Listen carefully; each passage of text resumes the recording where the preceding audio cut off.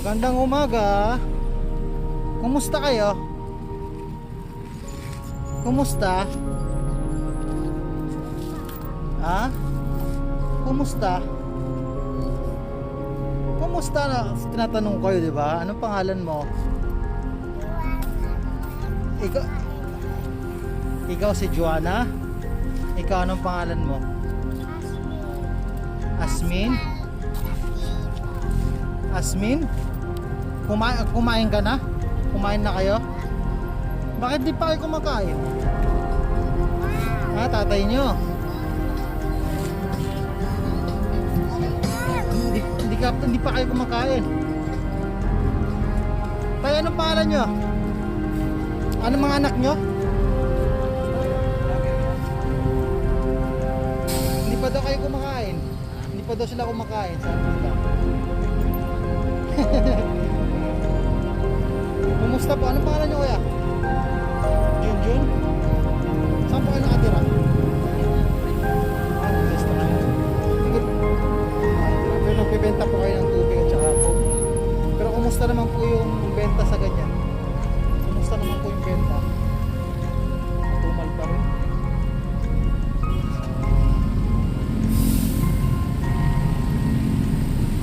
Yung asawa nyo po, nasaan yung asawa nyo?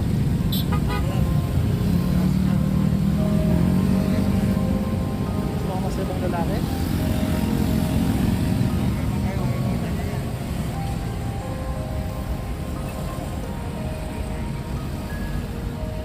Namimiss nyo ba yung mga nanay nyo? Namimiss daw nila.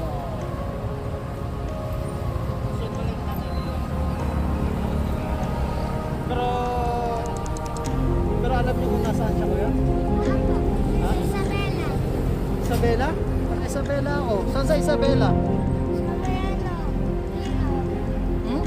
Abinio. Hindi, saan sa Isabela?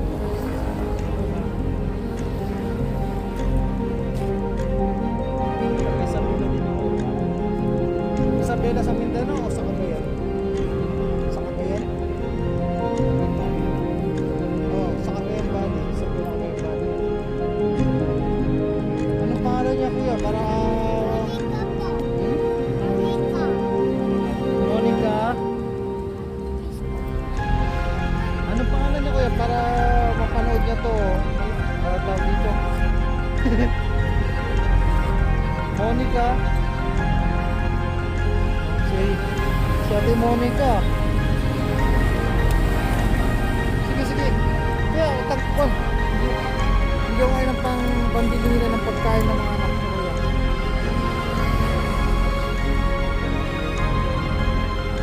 Para makabili kayo. Kain kayo ha? Kain kayo. Sige, mag-ingat kuya. Ingat kayo ha. Sige po.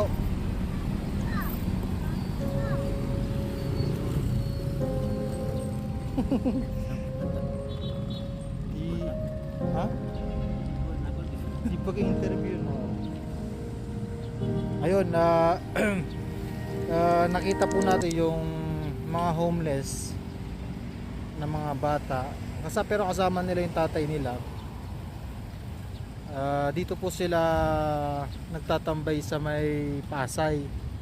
Dito sa may Cultural Center of the Philippines. Ngayon, tatay nila iniwan daw sila ng anong asawa niya, nanay ng mga bata. Ngayon taga Isabela daw, pero hindi niya sa akin masabi kung saan sa Isabela. Ang pangalan ng babae, Monica. Siguro kilala mo naman yung mga anak mo kung sakaling mapanood mo tong video na ito. Nakita mo yung dalawang anak mo na nandito sila homeless sa Pasay City. Kanina nga tinanong natin sila kung kumain na sila. Hindi pa daw sila kumakain. Kasi nga yung tatay nga nila naghahanap buhay muna siguro. Nagbebenta ng malamig na tubig at saka soft drinks. Ang nakakalungkot doon siguro yung tatay nila naghahanap muna ng kikitain niya para makabili sila ng pagkain. Pero yun nga, binigyan natin sila ng maliit na tulong para kahit paano makabili sila ng makakain nila. Kaya baka makakain din sila. Ngayong oras na to, halos mag-aalas 10 na no, ng umaga, April 18, 2021.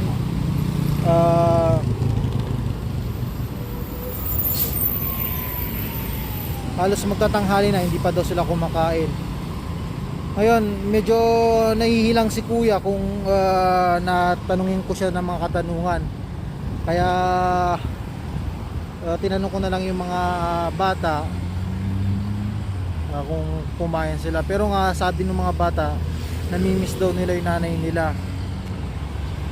Si Ma'am Monica, kung mapanood nyo pong video nito, taga Isabela po kayo, yung dalawang anak nyo po na babae, dito po sa may Pasay, wala daw po silang tirahan.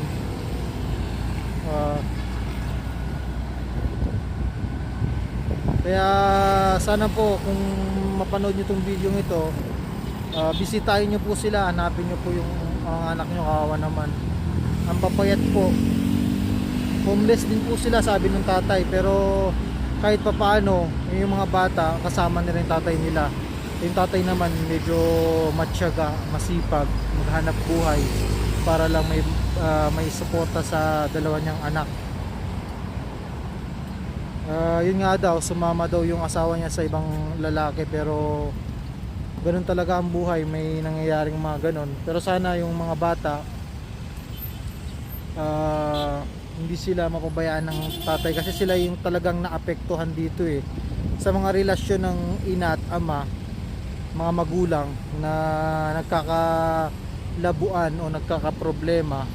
Ang kawawa talaga yung mga anak, lalo na pag bata pa. Nakita nyo naman,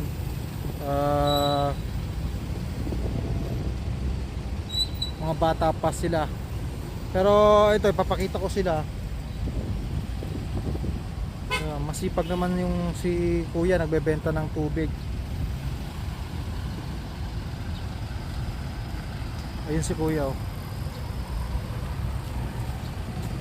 Ayan, kita po natin si kuya, bebenta siya ng tubig.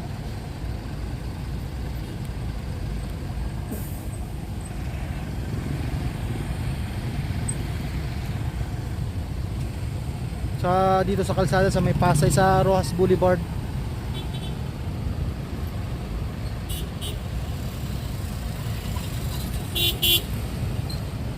Ayun sila, yung mga bata, bumili na sila ng pagkain nila. Ayun, nakita natin sila, kasama nila si tatay nila.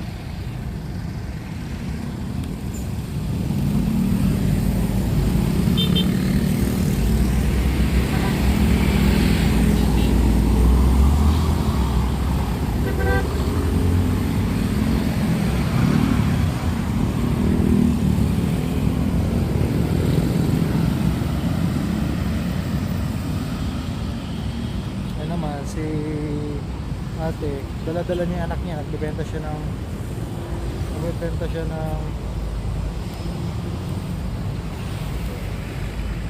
ng sampagita.